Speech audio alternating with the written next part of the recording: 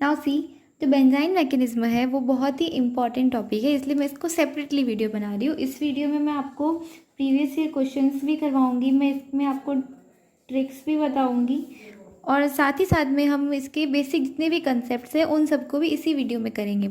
बहुत important topic इसलिए बोल रही हूँ क्योंकि अगर आप प्रीवियस ईयर के क्वेश्चन पेपर्स देखोगे ना, भले IIT जैम का देखो या CSIR नेट का देखो, तो एक पेपर छोड़ के एक पेपर में आपको कहीं ना कहीं बेंजाइन मैकेनिज्म से रिलेटेड क्वेश्चन रिपीटेड देखने को मिलेंगे, इसलिए वेरी इंपॉर्टेंट टॉपिक है।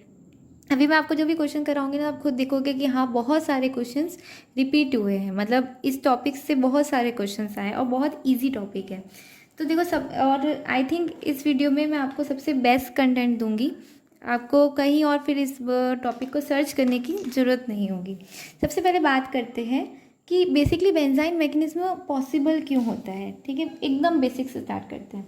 तो देखो, जब हमने इस चैप्टर को स्टार्ट किया था, हम क्या पढ़ रहे थे कि न्यूक्लियोफिलिक एरोमेटिक सब्स्टिट्यूशन रिएक्शन के बारे में हम पढ़ रहे थे।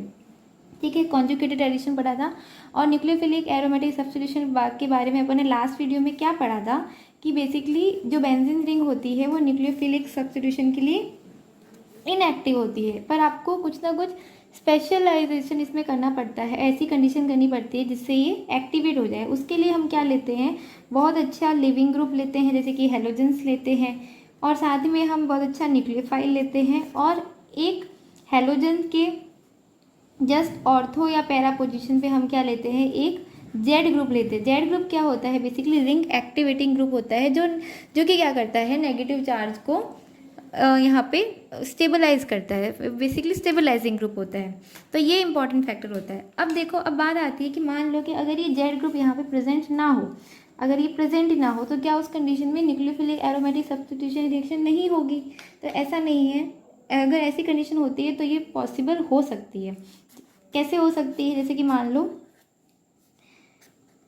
मुझे यहाँ पे इसे सब्स्टिट्यूट करना है, NaOH मैंने यूज़ किया, मुझे यहाँ पे OH लाना है। ठीक है, तो इट कैन पॉसिबल कि यहाँ पे ये न्यूक्लियोफाइल इसको रिप्लेस कर दे, बट ऐसा कब हो सकता है, जब हम कोई ना कोई डिफरेंट स्पेशल कंडीशन लगाए। बेसिकली अगर मैं दोनों कंपाउंड्स को साथ में क्या करती हूँ, फ्यूज़ करती हूँ। फ्यूज़ का क्या मीनिंग है, बेसिकली फ्यूज़ टर्म का मीनिंग है कि दोनों कंपाउंड्स को साथ में मेल्ट करना। अगर हम दो कंपाउंड्स को साथ में मेल्ट करते हैं, मतलब हम उनको फ्यूजिंग कर रहे हैं। ठीक है, इसी तरह से, सॉरी यहाँ पे NH2 नहीं, Br, हाँ अच्छा लिविंग ग्रुप तो होना ही चाहिए, हाँ हाँ ब्रोमोबेंजीन को हमने NaOH के साथ में क्या किया, फ्यूज़ किया, तो हमें क्या मिला, बेसिकली फिनॉल में कन्वर्ट हो गया।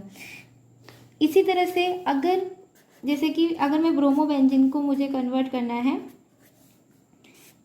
NH2 से कन्वर्ट करना है, तो अगर मैं यहाँ पे सोडामाइड को यूज़ करती हूँ, ठीक है, इन अमोनिया सॉल्वेंट, तो क्या होगा यहाँ पे, it will give substituted product. इन दोनों रिएक्शंस में बेसिकली क्वेश्चन ये आता है कि कौन सा मैकेनिज्म फॉलो हुआ है। तो यहाँ पे SN1 या SN2 मैकेनिज्म फॉलो नहीं हुआ है, यहाँ पे जो मैकेनिज्म फॉलो हुआ है वो कौन सा मैकेनिज्म है, बेंजाइन मैकेनिज्म है। तो ये बेसिकली एग्जाम्पल्स है बेंजाइन मैकेनिज्म के ही। तो अब हम बात करते हैं कि बेंजाइन मैकेनिज्म बेसिकली होता कैसे है। सबसे पहले मैकेनिज्म को ध्यान से देखो कि मैकेनिज्म कैसे होता है। बेसिकली हम जो सोडामाइड यूज़ कर रहे हैं, तो एमाइड आयन बेसिकली क्या है, बहुत अच्छा बेस है। तो ये क्या करता है, किसी भी एसिडिक प्रोटोन को बहुत इजीली क्या कर सकता है, रिमूव कर सकता है। तो ये एमाइड बेसिकली क्या करता है, जो आपका लिविंग ग्रुप है उसके ऑर्थो पोजिशन पे जो हाइड्रोजन होता है उसको यहाँ से रिमूव कर देता है। NH2 यहाँ से इसे रिमूव करेगा। जब ये हाइड्रोजन यहाँ से रिमूव होता है तो ये बॉन्ड यहाँ पे शिफ्ट हो जाता है और लिविंग ग्रुप यहाँ पे रिमूव हो जाता है। देखो रिएक्शन कैसे पॉसिबल, जब ये हाइड्रोजन शिफ्ट हुआ तो इस सेंटर पे क्या आया, बेसिकली नेगेटिव चार्ज आया। ठीक है, ये नेगेटिव चार्ज क्या करेगा, अब यहाँ पे शिफ्ट होगा और यहाँ से ये हमारा हेलोजन रिमूव हो जाएगा। अब जो कंपाउंड हमें मिलता है वो कैसा मिलता है, वो ऐसा मिलता है, और इसी को क्या बोलते हैं, बेंजाइन। अब सबसे इम्पॉर्टेंट फैक्टर देखो, सबसे पहले बेंजाइन की स्ट्रक्चर फैक्टर को देखो यहाँ तक, उसके आगे मैं बताती हूँ। ये क्या फॉर्म हुआ, हमारा इंटरमीडिएट फॉर्म हुआ। ये बेंजाइन जो है इसकी स्ट्रक्चर अगर देखेंगे तो ये एल्काइन, जो ट्रिपल बॉन्ड आपको दिख रहा है ये बेसिकली एल्काइन के जैसा नहीं है, क्योंकि इसकी स्टेबिलिटी पे क्वेश्चन आता है कि ये किस तरह से स्टेबल होता है। तो देखो बेसिकली होता क्या है, एक्चुअली बेंजाइन की स्ट्रक्चर क्या होती है कि जब यहाँ पे ये हमारा नेगेटिव चार्ज आया, यहाँ पे जब ये नेगेटिव चार्ज आता है, ये कौन सा है, बेसिकली sp2 ऑर्बिटल है, कैसे, फुल है, पूरे फुलफिल हुए है sp2 ऑर्बिटल। और जब यहाँ से ब्रोमीन रिमूव हुआ तो यहाँ पे जो sp2 ऑर्बिटल है वो कैसा है, वैकेंट ऑर्बिटल है। तो बेसिकली दोनों sp2 ऑर्बिटल, जो एक फुल ऑर्बिटल और वैकेंट ऑर्बिटल, आपस में एक इंट्रैक्शन करते हैं। इन्हीं के इंट्रैक्शन को हम एक थर्ड बॉन्ड के थ्रू शो करते हैं। तो ये टोटली पूरा न्यूली फॉर्म बॉन्ड नहीं है, ये is just an interaction between two orbitals. ठीक है, अब से बात ये आती है कि एक क्वेश्चन पूछ सकते हैं कि बेंजाइन बेसिकली एरोमेटिक कंपाउंड है या फिर एंटी एरोमेटिक या नॉन एरोमेटिक कंपाउंड है। तो अगर आप इसके आप देखोगे, इलेक्ट्रॉन्स काउंट करोगे तो यहाँ पे कितने हैं, रिंग के अंदर 4n+2, ठीक है, और रिंग के बाहर भी क्या है, 2 इलेक्ट्रॉन। बेसिकली यहाँ पे दो इलेक्ट्रॉन जो यहाँ पे इस बॉन्ड के इलेक्ट्रॉन शिफ्ट हुए, ठीक है। तो कितने हुए, +2 = बेसिकली देखा जाए तो ये क्या आना चाहिए, हमारा एरोमेटिक कंपाउंड नहीं आना चाहिए, बट ये एरोमेटिक कंपाउंड होता है। क्यों होता है, क्योंकि ये जो इंट्रैक्शन है ये कहाँ हो रहा है, रिंग के बाहर हो रहा है। तो ये जो रिंग है वो पूरी तरह से प्लेन में है, रिंग की एरोमेटिसिटी को इसके थ्रू कोई भी इफेक्ट नहीं पड़ रहा है। इसलिए अगर कहीं पे भी क्वेश्चन पूछा जाता है कि बेंजाइन कंपाउंड एरोमेटिक है कि नॉन एरोमेटिक, तो ये कैसा है, इट्स एन एरोमेटिक कंपाउंड। ठीक है, यहाँ तक आगे बात। अब ये जो इंटरमीडिएट के रूप में फॉर्म होता है, तो बेंजाइन को आप इतना इजीली आइसोलेट नहीं कर सकते हो, बेंजाइन का आइसोलेशन नहीं हो सकता। जब क्यों, क्योंकि ये फर्स्ट ऑफ ऑल कि ये क्या रिएक्शन देते हैं, ये डाइमराइजेशन रिएक्शन देते हैं। मतलब अगर आप बेंजाइन को आइसोलेट करने जाओगे तो आपको क्या मिलेगा, इसका एक डाइमर फॉर्म होके मिलेगा। ठीक है, सिर्फ बेंजाइन आपको नहीं मिलेगा। आगे रिएक्शन देखो कि यहाँ से जो हमारा न्यूक्लियोफाइल था वो NH2 नेगेटिव, अब ये दोनों साइड पे अटैक कर सकता है, या तो यहाँ पे या यहाँ पे, किसी एक साइड पे अटैक करेगा, बॉन्ड के इलेक्ट्रॉन वापस से कहाँ शिफ्ट हो जाएंगे, इस कार्बन एटम पे शिफ्ट हो जाएंगे। देखो यहाँ से इस न्यूक्लियोफाइल ने इधर अटैक किया, ये बॉन्ड फिर से कहाँ मूव हुआ, इस सेंटर पे। और फिर जो हमने प्रोटिक सॉल्वेंट लिया था, जैसे कि अमोनिया लिया था, लिक्विड अमोनिया, तो वहाँ से यहाँ पे एक हाइड्रोजन का क्या हो जाएगा, अटैक हो जाएगा, और हमें फाइनल प्रोडक्ट मिल जाएगा, न्यूक्लियोफिलिक सब्स्टिट्यूटेड। अगर इसका मैकेनिज्म देखें तो बेंजाइन मैकेनिज्म बेसिकली हुआ कैसे, देखो सबसे पहले हमने क्या किया था कि एक प्रोटॉन को रिमूव किया था। ठीक है, रिमूव किया था, मतलब यहाँ पे क्या हुआ, सबसे पहले एलिमिनेशन हुआ। सेकेंड स्टेप में क्या हुआ, हमारा न्यूक्लियोफाइल आता है, न्यूक्लियोफाइल यहाँ पे आके ऐड होता है। ठीक है, तो ये कैसी रिएक्शन हुई, बेसिकली एलिमिनेशन एडिशन रिएक्शन हुई। इससे पहले जो हमने रिएक्शन पढ़ी थी वो थी एडिशन एलिमिनेशन रिएक्शन, ये उसका जस्ट अपोजिट है। यहाँ पे पहले एलिमिनेशन हो रहा है, उसके बाद में एडिशन प्रोसेस हो रही है। अब बेंजाइन मैकेनिज्म के लिए जो मस्ट इम्पॉर्टेंट कंडीशंस है वो क्या होनी चाहिए, फर्स्ट ऑफ ऑल तो कि बेंजाइन में हमेशा जो भी एक अच्छा सा एक तो क्या होना चाहिए, हमारे पास लिविंग ग्रुप होना चाहिए। ठीक है, सेकेंड बात कि जो प्रोटॉन का रिमूवल होता है, जो प्रोटॉन का रिमूवल होता है वो हमेशा लिविंग ग्रुप के ऑर्थो पोजीशन से होता है। ठीक है, इतना याद रह जाएगा। अब न्यूक्लियोफाइल्स की बात करते हैं तो बेंजाइन मैकेनिज्म के लिए आपको बहुत ही अच्छा स्ट्रॉन्ग न्यूक्लियोफाइल चाहिए जो बेसिक प्रॉपर्टी का हो और जो इजीली प्रोटॉन को रिमूव कर सके। तो इसके लिए आप क्या क्या यूज़ कर सकते हो, आप ऑक्सीनाइन यूज़ कर सकते हो आप, या फिर एमाइड एनाइन यूज़ कर सकते हो, कार्बेनाइन यूज़ कर सकते हो। ठीक है, इस तरह से बहुत अच्छे आपको न्यूक्लियोफाइल्स की नीड होती है बेंजाइन मैकेनिज्म के लिए। अब बेंजाइन जनरेशन के लिए कुछ बेसिक जो रिएक्शंस है वो एक बार देख लेते हैं।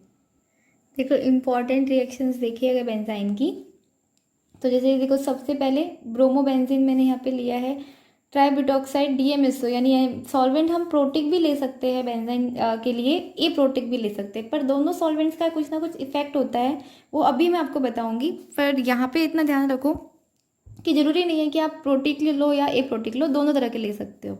तो सबसे पहले यहाँ से क्या करेगा, न्यूक्लियोफाइल आपका जो भी है वो यहाँ से प्रोटॉन को रिमूव करेगा, ठीक है। यहाँ से प्रोटॉन रिमूव होते हैं, यहाँ पे क्या है नेगेटिव चार्ज, और उसके बाद में नेगेटिव चार्ज सेम वही मैकेनिज्म बेंजाइन का फॉलो होगा। बस ध्यान देना कि जहाँ प्रोटॉन का रिमूवल हमेशा ऑर्थो पोजीशन से ही होगा, ठीक है, लिविंग ग्रुप के ऑर्थो पोजीशन से। उसके बाद में लिविंग ग्रुप यहाँ से रिमूव हो गया और आपका न्यूक्लियोफाइल क्या कर सकता है, किसी भी साइड से अटैक करके आपको सब्स्टिट्यूटेड प्रोडक्ट दे सकता है। नेक्स्ट रिएक्शन जो है वो सेम एग्जाम, ये रिएक्शन से रिलेटेड क्वेश्चन आ चुका है बट बहुत थोड़ा घुमा के पूछा था। देखो ध्यान से देखना यहाँ पे हमारा क्या हो रहा है, फर्स्ट जो हमने कंपाउंड लिया है यहाँ पे मैं इसमें क्या यूज़ कर रही हूँ, बेसिकली नाइट्राइल यूज़ कर रही हूँ। आपको कुछ याद आया होगा हमने क्या किया था, डाइज़ोनियम कंपाउंड की फॉर्मेशन में इस तरह की रिएक्शन की थी। तो यहाँ पे क्या होगा, NH2 किस में कन्वर्ट हो जाएगा, N2 में कन्वर्ट हो गया, ठीक है। उसके जस्ट बाद में कोई भी अब अच्छा यहाँ पे मैंने क्या किया, OH फिनॉक्साइड आयन यूज़, यहाँ पे हमने क्या किया, OH आयन का यूज़ किया। तो उसके बाद में क्या हो गया, यहाँ से प्रोटॉन के रिमूवल के बाद में CO2 और N2 गैसेस रिमूव हो गए और यहाँ पे हमारा बेंजाइन फॉर्म हो गया।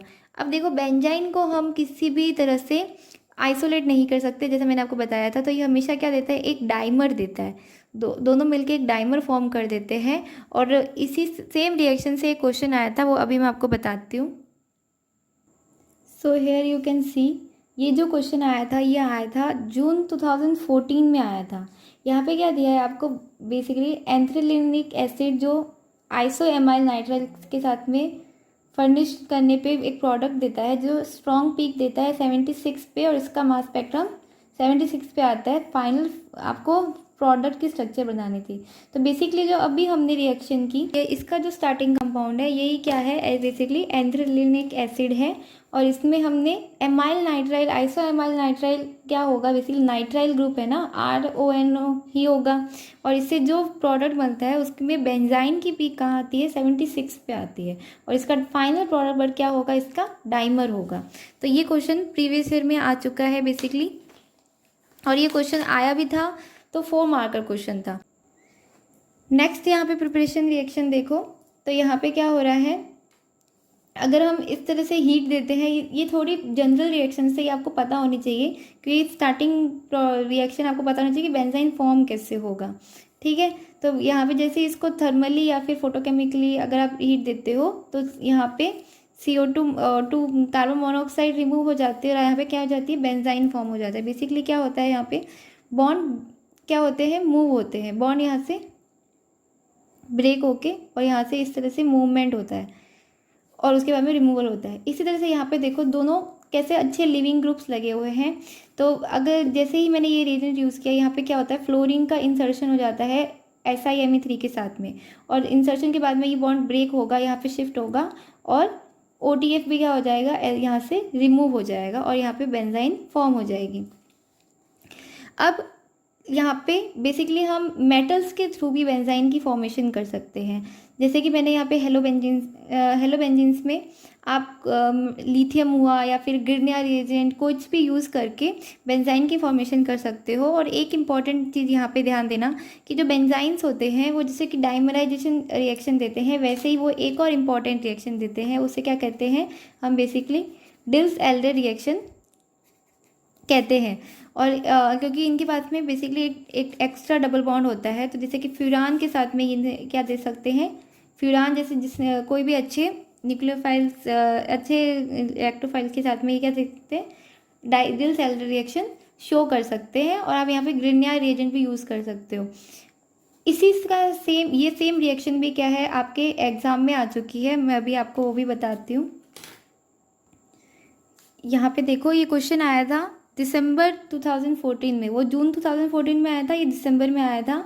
यहाँ पे क्या हो रहा है, बेसिकली 1-bromo-2-फ्लोरोबेंजीन की फ्यूरान के साथ में रिएक्शन करवाई है in the presence of Mg। यहाँ पे मैंने लिथियम की जगह क्या लिया है, मेटल कोई भी ले सकते हो आप, यहाँ पे हमने मैग्नीशियम लिया है। तो वही रिएक्शन है, 1-bromo-2-फ्लोरोबेंजीन हमने लिया है और सेम यहाँ पे रिएक्शन के थ्रू क्या बन जाएगा, हमें कंपाउंड क्या मिलेगा, ऑप्शन नंबर C। अब देखो बेंजाइन मैकेनिज्म में काफ़ी सारे क्वेश्चंस बेसिकली आपको देखने को मिलेंगे जहाँ पे आपको फैक्टर्स पूछेंगे, तो आपको कुछ ऑर्डर्स पता होने चाहिए या फिर कुछ फैक्टर पता होने चाहिए। मेटल रिएक्टिंग ऑर्डर, जो अभी हमने मेटल से बेंजाइन फॉर्मेशन देखी, उसमें मान लो कि आपको दो दी हुई रिएक्शन, जिसमें एक में आपको सोडियम यूज़ किया है या फिर मैग्नीशियम यूज़ किया और एक में लिथियम यूज़ किया है। आपको पूछा है कि the reaction rate of benzene formation is faster for following, मतलब किसके लिए ज़्यादा फास्ट रिएक्शन होगी। बेंजाइन तो दोनों ही फॉर्म करेंगे बट फास्ट किस में होगी, तो ये रिएक्टिविटी ऑर्डर है। सोडियम में सबसे ज़्यादा फास्ट होती है, then magnesium, then lithium and then copper. तो अब देखो, अब हम सबसे इम्पॉर्टेंट पार्ट पढ़ रहे हैं, सेलेक्टिविटी ऑफ बेंजाइन फॉर्मेशन। सबसे पहले हम देखेंगे बेंजाइन कहाँ तक कैसे फॉर्म होगा। बेसिकली क्या है कि कोई भी फंक्शनल ग्रुप अगर पहले से अटैच होता है तो वो आपकी रिजिड सेलेक्टिविटी को इफेक्ट करता है। ध्यान से देखना, सबसे पहला एक एक एग्जाम्पल देके मैं आपको बताऊंगी। फर्स्ट एग्जाम्पल में देखो, यहाँ पे OMe ग्रुप लगा हुआ है और इसके ऑर्थो पे क्लोरीन है। सबसे पहले बताओ कि बेंजाइन का कौन सा प्रोटॉन रिमूव होगा। बेंजाइन फॉर्मेशन के लिए आपको एलिमिनेशन देखना है, ठीक है। जहाँ से acidic proton, more acidic proton होगा वही सबसे पहले रिमूव हो सकता है, वहीं पे बेंजाइन फॉर्मेशन होगी। तो यहाँ पे हेलोजन के ऑर्थो पे सिर्फ एक ही प्रोटॉन प्रेजेंट है, तो ऑब्वियस है कि यहीं से एक ही चॉइस है आपके पास में, तो यहीं पे क्या होगा, बेंजाइन की फॉर्मेशन होगी।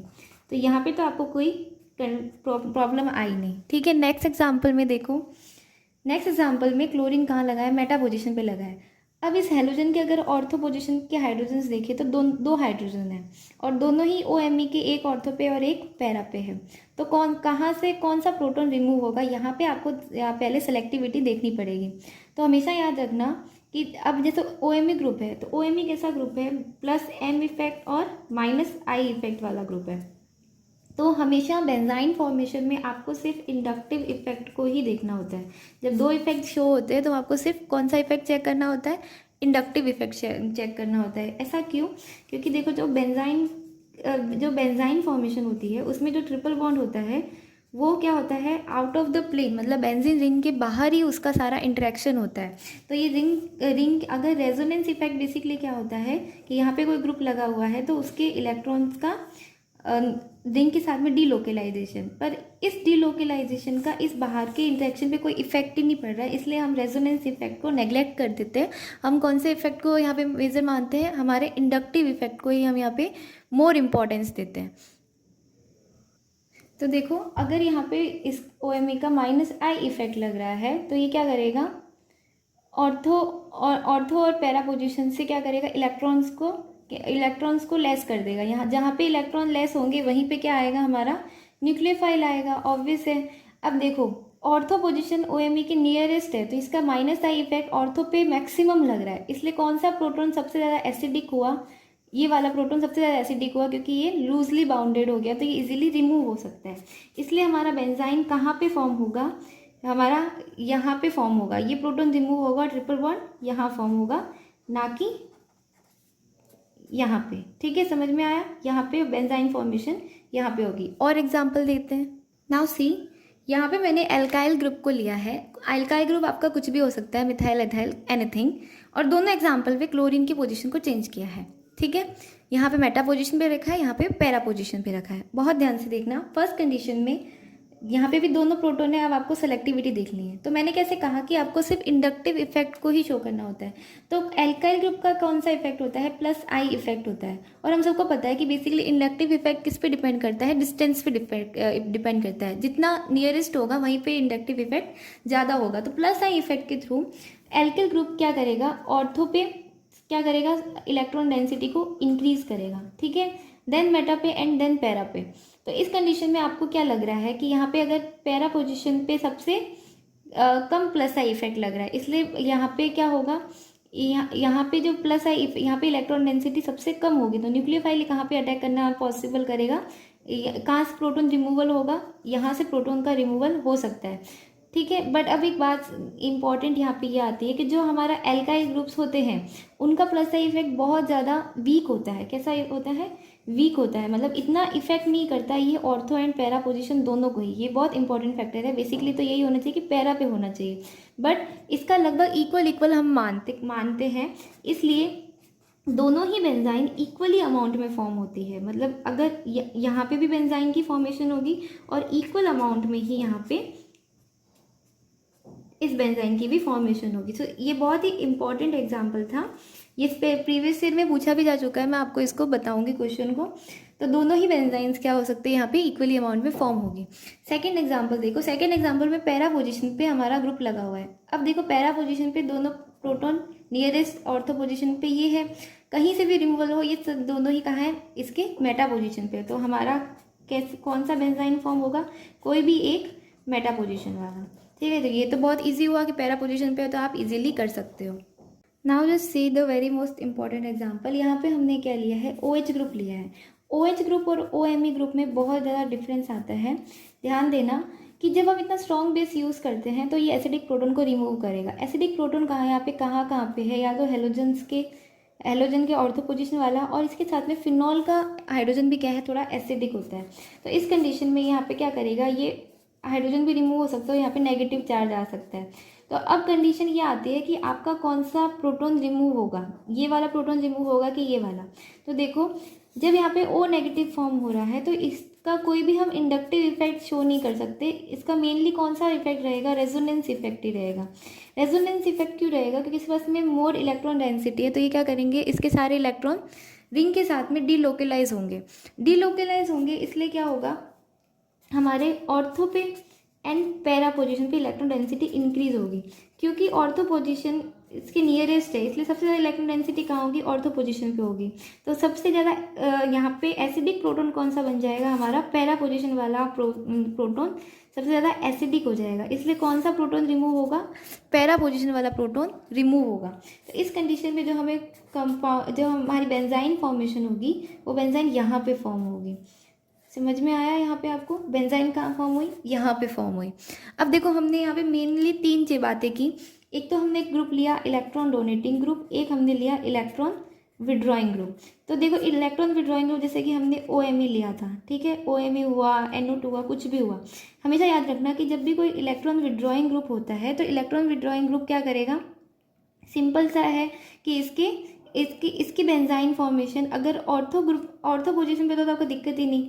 इसके लिए बेंजाइन फॉर्मेशन हमेशा कहाँ पे होगी, याद रखना कि OMe का इनका माइनस आई इफेक्ट होता है, इसलिए हमेशा कौन सा प्रोटॉन रिमूव होगा, ऑर्थो प्रोटॉन रिमूव होगा। इलेक्ट्रॉन डोनेटिंग ग्रुप में हमने 2 तरह के देखे, जिसमें हमने देखा एक तो जिसमें हमने +M इफेक्ट ज़्यादा शो किया था, और एक हमने देखा था +I इफेक्ट वाला। तो देखना इंडक्टिव इफेक्ट क्या होता है, इक्वली देता है 1:1 रेशियो में, जबकि +M इफेक्ट वाला हमारे पैरा प्रोटॉन को रिमूव करता है। ठीक है, तो ये बातें इंपॉर्टेंट हो गई। यहाँ तक आई थिंक आपको रेशियो सेलेक्टिविटी समझ में आ गई होगी।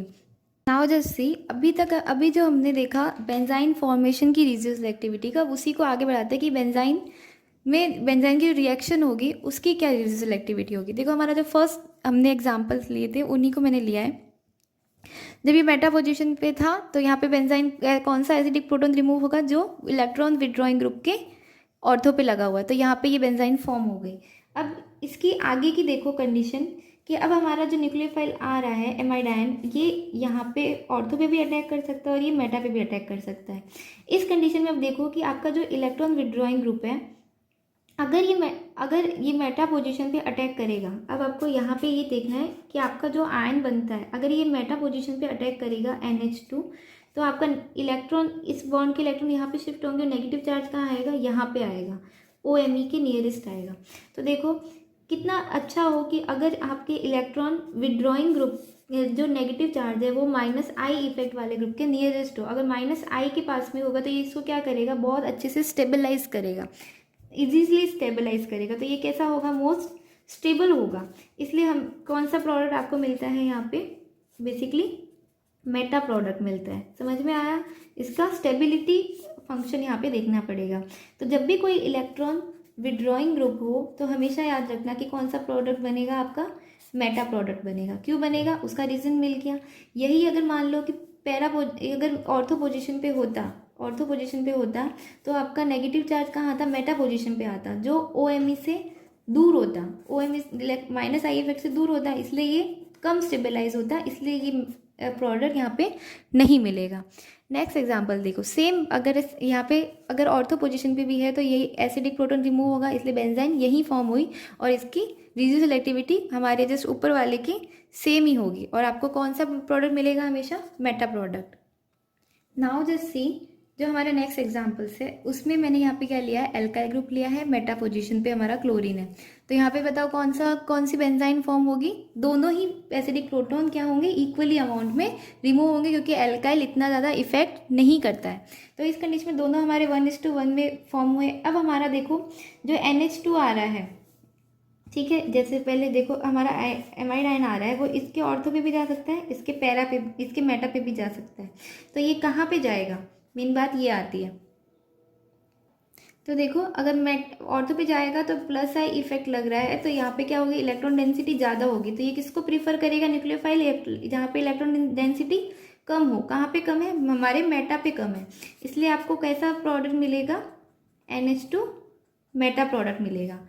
ऐसे ही यहाँ पे देखो, यहाँ पे मेटा पे भी जा सकता है, यहाँ पे पैरा पे भी जा सकता है। तो आपको यहाँ पे तो दोनों ही पोजीशन कहाँ है, बहुत दूर है, इसलिए आपको दोनों ही आपको कैसे मिलेंगे, इक्वली अमाउंट में मिलेंगे। मतलब आपको पैरा प्रोडक्ट भी मिलेगा और आपको मेटा प्रोडक्ट भी मिलेगा। तो बेसिकली जब भी इस तरह का क्वेश्चन आता है कि जब आपके पास में R ग्रुप प्रेजेंट है तो आपको कौन सा प्रोडक्ट मेजर प्रोडक्ट मिलेगा, तो R ग्रुप इक्वली अमाउंट में आपको प्रोडक्ट देता है 1:1 के रेशियो में। तो आपको पैरा प्रोडक्ट भी मिलता है और आपको मेटा प्रोडक्ट भी मिलता है, ठीक है। नाउ जस्ट सी कि यहाँ पे आपका जब हमने OH ग्रुप लिया था तो OH ग्रुप में हमने क्या कहा था कि बेसिकली बेंजाइन कहाँ पे फॉर्म होगी, यहाँ पे फॉर्म होगी, ठीक है, यहाँ पे फॉर्म हुई बेंजाइन। अब हमारा NH2 कहाँ पे आ सकता है, मेटा पे भी आ सकता है एंड पैरा पे भी आ सकता है। तो देखो यहाँ पे स्टेबिलिटी वाला फैक्टर देखो कि अगर यहाँ पे मेटा पे आता है तो नेगेटिव चार्ज कहाँ आया, हमारे पैरा पे आया। पैरा पे नेगेटिव चार्ज आया तो देखो दोनों, जब दो नेगेटिव चार्ज होते हैं एक ही रिंग में तो हम उनको क्या करते हैं, मैक्सिममली इनका रिपल्सन सबसे कम हो, इसलिए हम उनको मैक्सिमम डिस्टेंस को प्रिफर करते हैं। तो अगर यहाँ पे नेगेटिव चार्ज मेटा पोजीशन पे आता, उसके कंपेयर में अगर मान लो कि न्यूक्लियोफाइल NH2 मेटा पे ना आके पैरा पे आता तो नेगेटिव चार्ज कहाँ आता, मेटा पे आता। इस कंडीशन में ये थोड़े नियरेस्ट हो जाते, इसलिए कौन सा प्रोडक्ट प्रिफर होगा जहाँ पे मैक्सिमम डिस्टेंस हो, तो मेटा प्रोडक्ट पे जो नेगेटिव चार्ज है उनकी मैक्सिमम डिस्टेंस रहती है, इसलिए हमको कौन सा प्रोडक्ट यहाँ पे मिलेगा, meta product as a major product मिलेगा। तो आई थिंक यहाँ तक आपको रेडियो सेलेक्टिविटी, दोनों की सेलेक्टिविटी क्लियर हो गई होगी, हर तरह के ग्रुप की हमने बात की। तो अगर जब भी आपको इफेक्ट, ये देखो इफेक्ट क्या पड़ा कि यहाँ पे हमने इलेक्ट्रॉन डोनेटिंग ग्रुप भी था और इलेक्ट्रॉन विड्रॉइंग ग्रुप भी था, ठीक है। इलेक्ट्रॉन विड्रॉइंग ग्रुप में भी हमें कैसा प्रोडक्ट मिला, मेटा प्रोडक्ट मिला, और इलेक्ट्रॉन डोनेटिंग में भी हमें कैसा मिला, मेटा प्रोडक्ट मिला। तो डिपेंड आपको जैसे ये देखना है कि जब इलेक्ट्रॉन डोनेटिंग ग्रुप लगा हुआ है तो आपको देखना है कि नेगेटिव चार्ज क्या हो, मैक्सिमम दूरी पे हो, आपको ये स्टेबिलिटी नेगेटिव चार्ज की देखनी है। और अगर इलेक्ट्रॉन विड्रॉइंग ग्रुप हो तो आपको ये देखना है कि जो आपका नेगेटिव चार्ज है वो इलेक्ट्रॉन विड्रॉइंग ग्रुप के कैसा हो, नियरेस्ट हो, ठीक है। जस्ट अपोजिट फैक्टर लग रहा है बट फिर भी दोनों में प्रोडक्ट कैसा मिलेगा, आपको मेटा प्रोडक्ट मिलेगा। Now here you can see कि जून 2015 में ये क्वेश्चन आया था, जो अभी हमने रेडियो सेलेक्टिविटी पढ़ी बेंजाइन की रिएक्शन की। R की जगह पे अगर OH है तो हमें कौन सा मेजर प्रोडक्ट मिलेगा, मेटा प्रोडक्ट। और R की जगह पे अगर एल्किल ग्रुप है यानी Me है तो हमें कौन सा मिलता है, 1:1 में मेटा और पैरा दोनों प्रोडक्ट मिलते हैं। तो ये क्वेश्चन 4 मार्क कर आया था और सेम जो हमने अभी रेडियो सेलेक्टिविटी पढ़ी सेम वही क्वेश्चन था। कुछ इंपॉर्टेंट बात करते हैं। Benzene intermediate is acidic, basic, neutral या बेंजाइनियम आयन। तो बेसिकली बेंजाइन की अगर आपने अभी तक मैंने आपको स्ट्रक्चर बताई थी तो उसमें क्या होता है कि बेसिकली थर्ड जो बॉन्ड फॉर्म होता है वो सिर्फ एक इंट्रैक्शन होता है, वो अंदर के एरोमेटिक कंपाउंड को बिल्कुल भी डिस्टर्बेंस नहीं करता है, इसलिए इसकी प्रॉपर्टी कैसी रहेगी, न्यूट्रल रहेगी। तो इट्स वेरी इंपॉर्टेंट कि ये कैसा होता है, न्यूट्रल होता है। सेकेंड इंपॉर्टेंट थिंग कि इसकी एरोमेटिसिटी से भी क्वेश्चन आ सकता है, तो इसका ये कैसा कंपाउंड है, ये एरोमेटिक कंपाउंड है। एंड थर्ड इज इसका मास स्पेक्ट्रम से क्वेश्चन आता है, तो इसकी पीक कितने पे आती है, 76 पे। अब देखो जो नेक्स्ट मैं आपको बता रही हूँ बहुत इंपॉर्टेंट है, वेरी इंपॉर्टेंट। अगर ये यहाँ पे हेलोजन ग्रुप्स है, लिविंग ग्रुप है, तो उनका ऑर्डर ऑफ रिएक्टिविटी क्या रहेगा? तो दो कंडीशन होती है कि अगर आपका सॉल्वेंट कैसा है, प्रोटिक सॉल्वेंट है, if you have protic solvent, तो उस कंडीशन में तो आपका ऑर्डर हमेशा क्या रहता है, bromine, then bromo, iodo, chloro and then fluoro. ठीक है, ये आपका ऑर्डर रहेगा। यही अगर आपका ए प्रोटिक सॉल्वेंट है, अगर आपका सॉल्वेंट कैसा है, proton proton less with the proton है, प्रोटोन नहीं है, उस कंडीशन में इसका जो रिएक्टिव ऑर्डर होता है वो अपोजिट हो जाता है, वो हो जाता है fluoro, chloro, bromo and iodo. Basically ऐसा क्यों होता है, इस ऑर्डर के का रीज़न ये है कि जब यहाँ पे एप्रोटिक सॉल्वेंट होगा तो बेसिकली हम देखेंगे स्टेबिलिटी देखेंगे। अगर मान लो यहाँ पे फ्लोरीन लगा हुआ है, ठीक है, यहाँ पे फ्लोरीन लगा हुआ है, तो फ्लोरीन का inductive effect minus I effect बहुत सबसे ज़्यादा हाई होता है। तो ये क्या करेगा, यहाँ पे जो नेगेटिव चार्ज आया है, उसको सबसे ज़्यादा क्या करेगा, स्टेबल करेगा। इसकी स्टेबिलिटी की वजह से यहाँ पे सबसे ज़्यादा बेंजाइन फॉर्मेशन किस में होगी, फ्लोरीन वाले में, then chlorine, then bromo and then iodo. तो ये बहुत इंपॉर्टेंट फैक्टर था। नाउ सी, जून 2011 में एक क्वेश्चन आया था जिसमें आपको मेजर प्रोडक्ट पूछा था। सो सिंपली है, यहाँ पे बेंजाइन की फॉर्मेशन होगी, ये आपकी बेंजाइन फॉर्म हुई। ठीक है, अब यहाँ पे मेजर प्रोडक्ट बताओ क्या होगा। मेजर प्रोडक्ट हमने कैसे देखा था कि अगर यहाँ पे NH2 पैरा पे आता है तो नेगेटिव चार्ज कहाँ आएगा, उसके मेटा पे आएगा, जो क्या होगा, माइनस आई के सबसे नियरेस्ट है, इसलिए कैसा होगा, मोस्ट स्टेबल। और हमें प्रोडक्ट हमेशा कैसा मिलता है, मेटा प्रोडक्ट मिलता है सिंपली। तो यहाँ पे हमारा this will be your final product. ठीक है, नेक्स्ट क्वेश्चन देखिए। नेक्स्ट क्वेश्चन में बेसिकली ये जो प्रॉपर्टी है, यहाँ पे ये प्रॉपर्टी बेंजाइन मैकेनिज्म में कभी कभी साइक्लाइजेशन रिएक्शन भी देते हैं, तो उसी का एग्जाम्पल है ये। ध्यान से देखो, सबसे पहले हम बेंजाइन की फॉर्मेशन करेंगे। तो बेंजाइन कहाँ पे फॉर्म होगा, बेंजाइन यहाँ पे फॉर्म हुआ, यहाँ से एसिडिक प्रोटोन का रिमूवल हुआ और यहाँ पे हमारा बेंजाइन फॉर्म हुआ। यहाँ तक तो आपको क्लियर आउट है। ठीक है, नेक्स्ट देखो, नेक्स्ट जो हमारा न्यूक्लियोफाइल आता है वो NH2। अब क्या करेगा, बेसिकली NH2 इतना स्ट्रॉन्ग बेस है कि ये यहाँ पे जो प्रोटोन है, नाइट्रोजन के पास पे जो प्रोटोन है, इसको इजीली रिमूव कर सकता है। तो ये क्या करता है, बेंजाइन पे अटैक करने के बजाय यहाँ से प्रोटोन को रिमूवल दे देता है, थोड़े से डिफरेंट टाइप की रिएक्शन को ये दे देता है। तो इस कंडीशन में हमें क्या मिलता है, यहाँ पे NMe और यहाँ पे नेगेटिव चार्ज आ गया। अब ये नेगेटिव चार्ज क्या करता है, इस बेंजाइन पे अटैक करता है। तो थोड़ा सा यहाँ पे डिफरेंस हो जाता है सेकेंड स्टेप में। तो यहाँ पे हमारा, और बाद में यहाँ पे प्रोटिक सॉल्वेंट से यहाँ प्रोटोन आ जाएगा। तो यहाँ पे टोटली यहाँ पे क्या हो जाता है, साइक्लाइजेशन रिएक्शन हमें मिल जाती है और हमारा फाइनल प्रोडक्ट थोड़ा सा साइक्लिक प्रोडक्ट हो जाता है। तो ये थोड़ा इसकी अदर प्रॉपर्टी से क्वेश्चन था। नाउ सी, सेम साइक्लाइजेशन रिएक्शन पे ही इस बेंजाइन की IIT जैम में भी क्वेश्चन आया था और ये क्लेडन से ही आया है, क्लेडन के अंदर से ही क्वेश्चन है। मैक्सिमम जो भी मैंने आपको पढ़ाया है ना, सारे क्वेश्चन लगभग उसी से आए हैं। ठीक है, ध्यान से देखो, यहाँ पे सबसे पहले बेंजाइन की फॉर्मेशन कहाँ पे होगी, बेंजाइन यहाँ पे फॉर्म हुई, यहाँ तक तो हमने कर लिया। सेम वही चीज़ है कि अब देखो यहाँ पे इलेक्ट्रॉन विड्रॉइंग ग्रुप लगा हुआ, तो इसके पास वाले एडजेसेंट कार्बन पे जो प्रोटोन है वो कैसे हो गए, एसिडिक प्रोटोन हो गए। तो जो हमारा न्यूक्लियोफाइल आता है वो क्या करता है, यहाँ से बेंजाइन की जगह पे यहाँ पे अटैक कर देता है और इस कंडीशन में हमें उसी तरह से क्या मिलता है, यहाँ पे नेगेटिव चार्ज देखने को मिलता है। तो देखो यहाँ पे क्या हुआ, basically double bond C, double bond N, और यहाँ पे आया हमारा नेगेटिव चार्ज।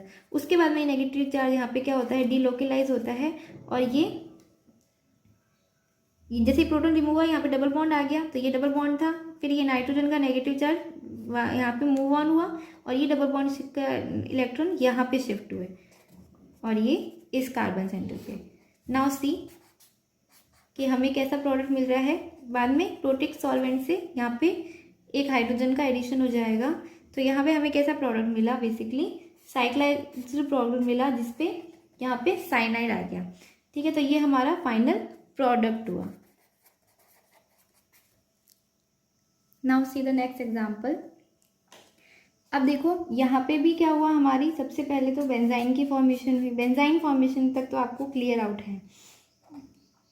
यहाँ पे NH, यहाँ पे PH, यहाँ पे डबल बॉन्ड O। अब अगर आप यहाँ पे ध्यान से देखोगे तो यहाँ पे ये जो कार्बन सेंटर का हाइड्रोजन है ये कैसा है, एसिडिक प्रोटॉन है। क्यों? क्योंकि ये फिनॉल के साथ में भी लोकलाइजेशन में है और इसके एडजेसेंट पे कार्बोनिल भी है। तो दो बड़े यहाँ पे डीलोकलाइजिंग ग्रुप्स लगे हुए हैं। तो इस कंडीशन में क्या होगा, हमारा ये प्रोडक्ट में क्या हो जाएगा, यहाँ ये प्रोटॉन क्या हो जाएगा, रिमूव हो जाएगा। ठीक है, अब यहाँ पे जो नेगेटिव चार्ज आया वो बेंजाइन पे मूव ऑन करेगा। सेम जैसे अभी तक हमने 3 साइक्लाइजेशन के रिएक्शन के एग्जाम्पल देखे। तो देखो यहाँ पे हमें क्या मिला, बेसिकली हमारा साइक्लिक प्रोडक्ट मिला। बट डिफरेंस यहाँ पे थोड़ा सा क्या है कि ये क्या है, अनस्टेबल है और ये क्या कर देता है, कन्वर्ट हो जाता है किसमें, यहाँ पे जो हाइड्रोजन है ये मूव ऑन होके यहाँ पे डबल बॉन्ड को जनरेट कर देते हैं और यहाँ पे कीटो इनोल टोटोमर आपको देखने को मिलता है। बेसिकली ये रिएक्शन हमें इसलिए देखने को मिलती है, ध्यान देना कि जब देखो यहाँ पे डबल बॉन्ड की जनरेशन हुई तो इस कंडीशन में क्या हुआ, ये कैसा ये यहाँ पे एरोमेटिसिटी नहीं थी पर यहाँ पे एरोमेटिसिटी आ गया। तो हम हमेशा एरोमेटिसिटी को ही क्या करते, प्रिफर करते हैं। बिकॉज ऑफ दिस यहाँ पे ये थोड़ा सा चेंजेस हुआ है। ठीक है, यहाँ तक आपको ये फैक्टर भी इम्पॉर्टेंट है, याद रखने वाले हैं। Now see the last question, ये भी CSIR में आया हुआ है। यहाँ पे देखो हमने यहाँ पे LDA यूज़ किया। तो बेसिकली LDA क्या होता है, एक बेस है ये। तो ये क्या करेगा, प्रोटॉन को रिमूवल करेगा। यहाँ से प्रोटॉन का रिमूवल हुआ तो प्रोटॉन का रिमूवल होते ही क्या होगा, बेंजाइन की फॉर्मेशन होगी। जनरली बस आपको रिएजेंट्स दूसरे दे सकता है, बाकी आपको बस देखना है कि आपका रिएजेंट क्या है। ठीक है, यहाँ पे बेंजाइन फॉर्म हुआ तो ये आपका कौन सा प्रोडक्ट हुआ, A। इसके बाद में ये आपका क्या आ रहा है, एक न्यूक्लियोफाइल आ रहा है। तो न्यूक्लियोफाइल यहाँ से, यहाँ पे COMe, यहाँ पे COMe। ठीक है, न्यूक्लियोफाइल कहाँ पे अटैक करेगा, अब देखो OMe से हमें क्या मिलेगा, हमेशा मेटा प्रोडक्ट मिलेगा। तो इसकी साइड कहाँ पे रहेगी, जनरली मेटा प्रोडक्ट पे रहेगी। यहाँ पे C double bond OMe and यहाँ पे COMe OMe। ठीक है, और नेगेटिव चार्ज कहाँ पे शिफ्ट हुआ, इस कार्बन सेंटर पे। अब ध्यान देना कि ये जो नेगेटिव चार्ज है ये यहाँ पे, क्योंकि यहाँ पे इसको ग्रुप कार्बोनिल ग्रुप मिला हुआ है, इसलिए यहाँ पे ये एज अ न्यूक्लियोफाइल क्या करेगा, यहाँ पे क्या करेगा, कार्बन सेंटर पे मूव ऑन करेगा। ठीक है, कार्बन सेंटर पे मूव ऑन किया तो ये पूरा ग्रुप क्या हो गया, यहाँ से रिमूव हो गया। मतलब थोड़े से दो कॉन्सेप्ट यहाँ पे मिक्स हो गए हैं। आपको जैसे इतना ध्यान देना है कि बेंजाइन फॉर्मेशन के बाद में आपका सेकंड स्टेप में कहाँ पे अटैक हुआ, वो आपको पता चल गया कि यहाँ पे मेटा पे अटैक हुआ। उसके बाद में जैसे ये देखना कि यहाँ पे कार्बोनिल ग्रुप है, इसलिए क्या करेगा, नेगेटिव चार्ज प्रोटॉन ना लेके क्या करेगा, सीधा यहाँ पे मूव ऑन कर देगा। वैसे भी यहाँ पे प्रोटॉन तो दिया ही नहीं है, आपको प्रोटिक सॉल्वेंट नहीं दिया हुआ है। तो इस कंडीशन में यहाँ पे क्या हो जाएगा, यहाँ पे क्या आ गया हमारा COOMe और यहाँ पे carbon then COOMe। This will be your final product.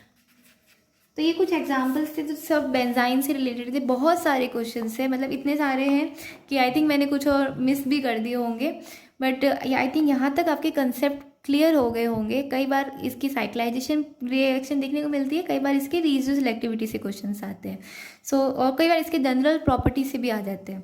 So I think ये वीडियो आपके लिए काफ़ी ज़्यादा यूजफुल रहा होगा। So if you like the video then please like, share and comment and subscribe my channel. Thank you for watching.